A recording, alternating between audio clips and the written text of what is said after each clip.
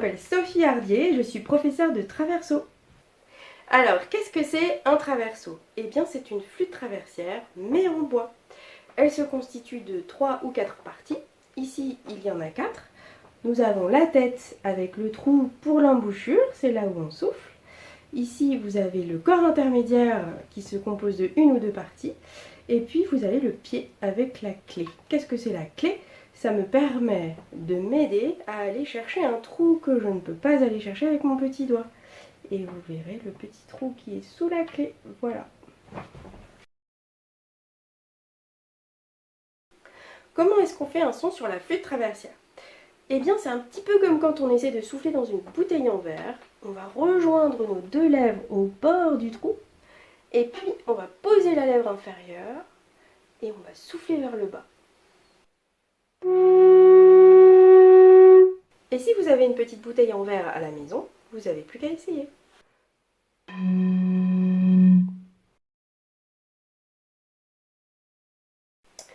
Alors comment ça fonctionne? Eh bien, plus j'ai de doigts sur la flûte, plus je fais un son grave. Et plus je vais enlever des doigts, plus je vais raccourcir et je vais faire des aigus.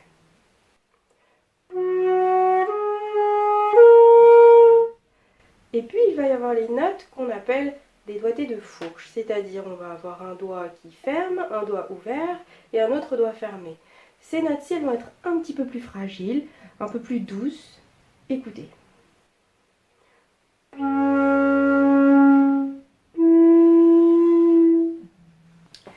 Ce qui est très intéressant, c'est que les compositeurs vont utiliser ces caractéristiques propres à la flûte traversière pour composer des mélodies en tenant compte de toutes ces couleurs.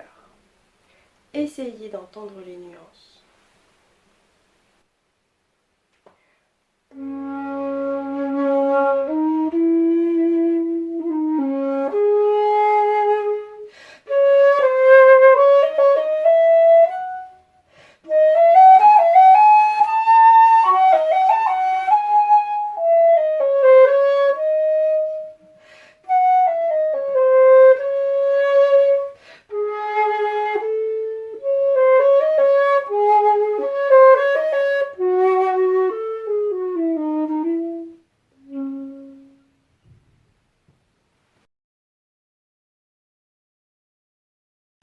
Il existe plein de modèles et de bois différents. Je vais vous faire un petit extrait de quelques-unes.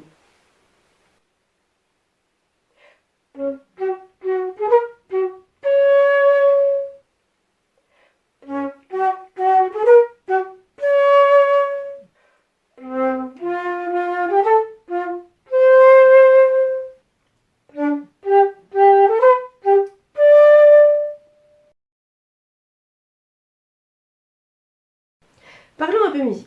La flûte traversière est arrivée dans l'orchestre à l'époque de Louis XIV. Il paraît qu'il aimait tellement la flûte traversière qu'un flûtiste venait régulièrement jouer au coucher du roi. Je vais vous donner un petit exemple sur cette flûte qui est une copie de la flûte qu'il aurait entendue. Pour vous mettre dans le bain, détendez-vous, fermez les yeux. Imaginez que vous êtes sous un arbre et les oiseaux chantent.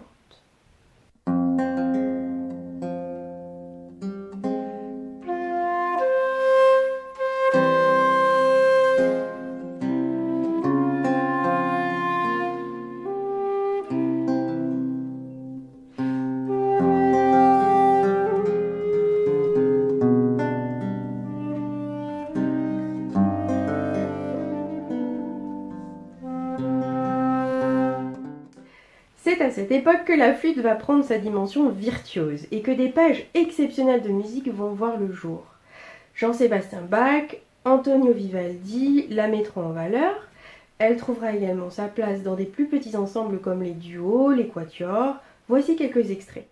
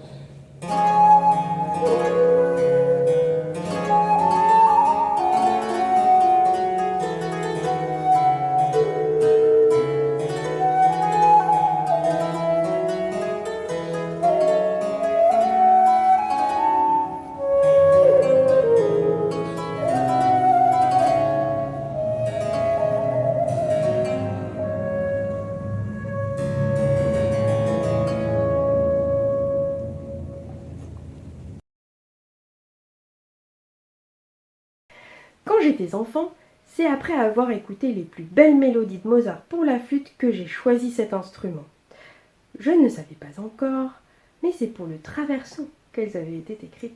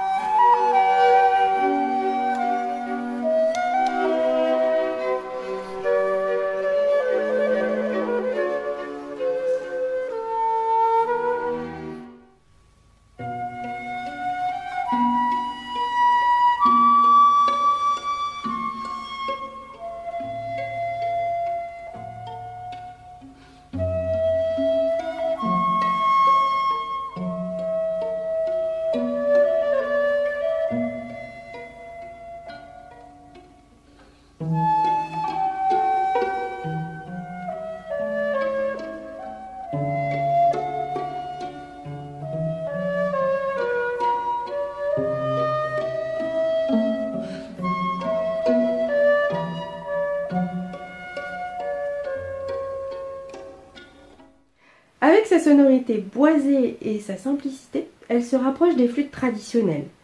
Le traverso se prête donc à plein de styles différents. Indien, africain, irlandais, écossais, je vous laisse écouter.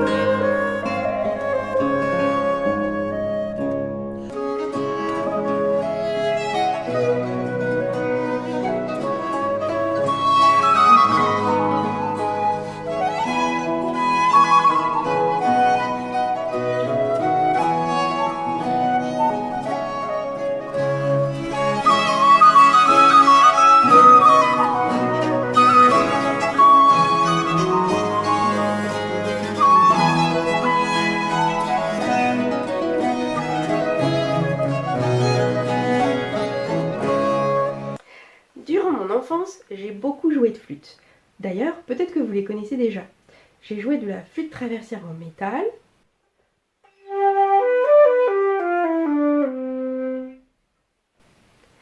Et puis de la flûte à bec.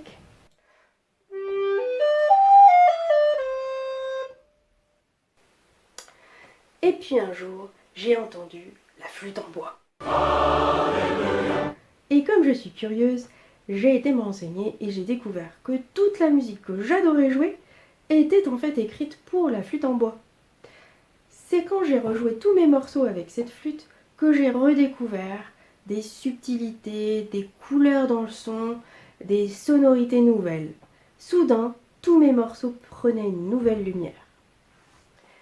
On peut commencer le traverso à n'importe quel âge. Dans ma classe, j'ai eu des élèves de 6 à 75 ans. La flûte traversière en bois et en métal ne sont pas incompatibles car très similaires. On peut passer de l'une à l'autre pendant son apprentissage sans problème. Beaucoup de mes élèves le font. Si comme moi vous êtes tombé sous le charme de la flûte en bois, n'hésitez pas à me contacter pour faire un essai. Je serai ravie de vous accueillir dans ma classe. Pour en savoir plus ou me contacter par mail, vous pouvez aller à cette adresse. Et en attendant, je vous laisse en musique. À bientôt!